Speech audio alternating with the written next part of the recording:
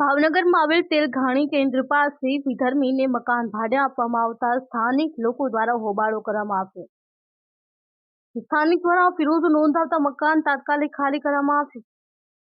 ભાવનગર શહેરના તેલઘાણી કેન્દ્ર વિસ્તારમાં આવેલ હનુમાનજીના મંદિર સામે ગોપાલભાઈ અશોકભાઈ વ્યાસના મકાનમાં ગેરહિન્દુઓ રહેવા માટે આવેલ હોવાની જાણ થતાં સ્થાનિકો દ્વારા ઉગ્ર વિરોધ કર્યો હતો, જેમાં સમાજ સેવક કમલેશભાઈ ચંદાણી, એડવોકેટ રાજેશ જોશી, હિમાંશુભાઈ સહિતના આગેવાનો ઘટનાસ્થળે પહોંચ્યા હતા. મકાન માલિક ગોપાલભાઈને મકાન તાત્કાલિક ખાલી કરાવવા સૂચના આપી હતી, ત્યારે મકાન સોસાયટીની પરવાનગી વિના અને અશાંત ધારા નિયમનું ઉલ્લંઘન કરી ભાડે અપાયું હતું.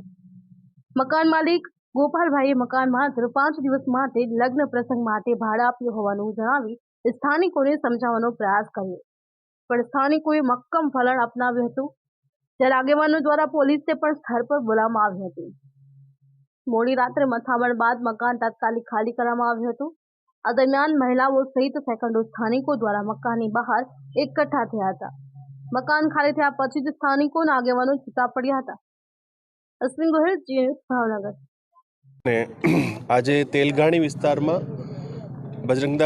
હનુમાનજીની દેરીની સામે ગોપાલભાઈ વ્યાસ જેના માલિક છે એ મકાન વિધર્મી લોકોને વગેર જાણ કરે, સોસાયટીની રજા લીધા વગેર, પોલીસની રજા લીધા વગેર ટેમ્પરરી ભાડે આપેલું હોય કે ભાડે આપેલું હોય એની માહિતી હજી મળી નથી. પણ એ વસ્તુની જાણ થતાં જ સમગ્ર આજુબાજુમાં રહેતા હિન્દુ ભાઈઓ ભેગા થઈને એ બાબતનો વિરોધ કરેલું.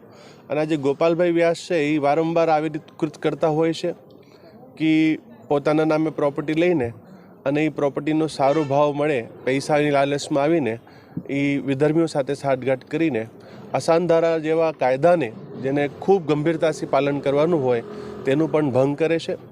આજે આ વસ્તુની જાણ થતાં સમગ્ર વિસ્તારના લોકો સ્થાનિકો ભેગા થયા. સાથે પોલીસ કંટ્રોલમાં કોલ કરી પીસીઆરને બોલાવવામાં આવી.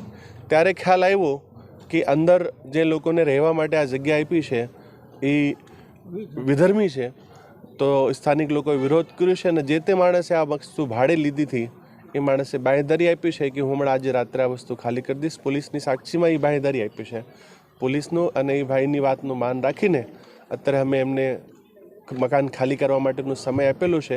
આ એક ખૂબ દુઃખદ ઘટના છે અને આ જે કાયદો છે એનું ખૂબ કડક રીતે અમલીકરણ થવું જોઈએ, કેમ કે આજુબાજુમાં આ એક સ્ટાર્ટિંગ છે કે 10 દિવસ માટે, 15 દિવસ માટે, મહિના માટે, પછી ધીમે ધીમે તો પછી કાયદાનું મિનિંગ શું રહ્યું?